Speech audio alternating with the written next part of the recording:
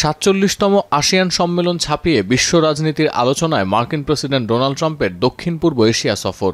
সম্মেলনে সরাসরি অংশ না নিলেও সাইডলাইনে থাইল্যান্ড কম্বোডিয়ার যুদ্ধবিরতিতে স্বাক্ষর, আঞ্চলিক ৪ অংশীজনের সঙ্গে বাণিজ্য চুক্তি সেরেছেন একদিনের মালয়েশিয়া সফরে।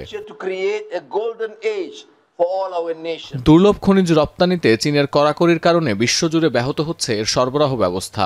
পাশাপাশি ট্রাম্পের শুল্ক নীতির কারণে নষ্ট হচ্ছে দক্ষিণ পূর্ব এশিয়ার সঙ্গে ওয়াশিংটনের বাণিজ্য সম্পর্কের ভারসাম্য।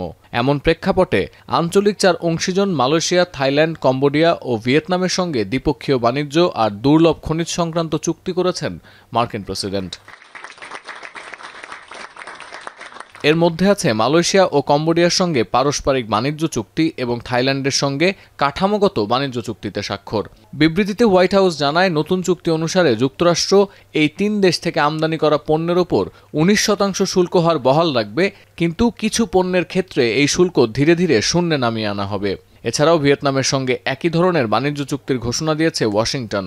আরও জানা গেছে, যুক্তরাষ্ট্রে বিরল খনিজ রপ্তানি নিষিদ্ধ করছে না মালয়েশিয়া। বিরল খনিজের সরবরাহ ব্যবস্থা সচল রাখতে মালয়েশিয়া ও থাইল্যান্ড ২ দেশের সঙ্গেই চুক্তি সেরেছেন ট্রাম্প। খনিজ উত্তোলনে সহায়তার আগ্রহ দেখিয়ে চলতি মাসে কুয়ালালামপুরকে প্রস্তাব দিয়েছিল বেইজিং। যে উদ্দেশ্য নিয়ে মালয়েশিয়ায় একদিনের সফরে এসেছিলেন ট্রাম্প, কার্যত তা সফল হয়েছে বলে দাবি করছে ব্রিটিশ গণমাধ্যম বিবিসি। মূল আসিয়ান সম্মেলনের সাইডলাইনে আসিয়ান যুক্তরাষ্ট্র ১৩তম সামিট শেষে উচ্ছ্বসিত মার্কিন প্রেসিডেন্ট আশ্বাস দিয়েছেন, শতভাগ সহায়তার অঙ্গীকার নিয়েই দক্ষিণ পূর্ব এশিয়ার দেশগুলোর পাশে থাকবে যুক্তরাষ্ট্র। To the nations of Southeast Asia is that the United States is with you 100%, and we intend to be a strong partner and friend for many generations to come. 1 year ago, we were in a different position, but now we're in the best position we've ever been, and I really do. I say it's the golden age of America. দক্ষিণ পূর্ব এশিয়ার ৪ দেশের সঙ্গে যুক্তরাষ্ট্রের চুক্তি হলেও ট্রাম্পের এই সফরে সবচেয়ে গুরুত্ব পাচ্ছে দক্ষিণ কোরিয়ায় চীনা প্রেসিডেন্টের সঙ্গে সাক্ষাৎ। এপেক সম্মেলনের সাইডলাইনে আগামী বৃহস্পতিবার মুখোমুখি হতে পারেন এই ২ নেতা। সম্ভাব্য এই বৈঠকের আগে মার্কিন অর্থমন্ত্রী নিশ্চিত করেছেন, বাণিজ্য চুক্তির কাঠামো নিয়ে একমত হয়েছে চীন ও যুক্তরাষ্ট্রের প্রতিনিধিরা। এমনকি চীন দুর্লভ খনিজ রপ্তানি সচল করলে যুক্তরাষ্ট্র অতিরিক্ত ১০০% শুল্ক বাতিল করবে, এমন আশ্বাসও দিয়েছেন স্কট বেসেন্ট।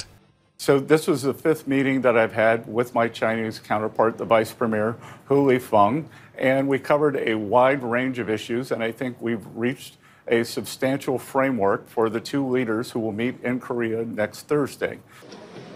এদিকে দক্ষিণ কোরিয়ায় পাড়ি দেওয়ার আগে জাপান সফরেও একাধিক চুক্তি করতে চান মার্কিন প্রেসিডেন্ট। ব্রিটিশ গণমাধ্যম বিবিসির দাবি, জাপানের নবনির্বাচিত প্রধানমন্ত্রীর সঙ্গে ওয়াশিংটন টোকিও যৌথ বিনিয়োগ এবং প্রতিরক্ষা ব্যয় বাড়ানোর বিষয়ে আলোচনা করবেন ট্রাম্প। রয়টার্স বলছে, জাপানের কাছ থেকে এরই মধ্যে $৫৫০ বিলিয়ন বিনিয়োগের প্রতিশ্রুতি পেয়েছে যুক্তরাষ্ট্র।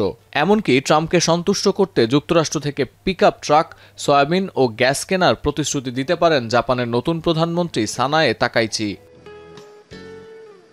সতীর্থ কর্মকার, এখন বিশ্ব।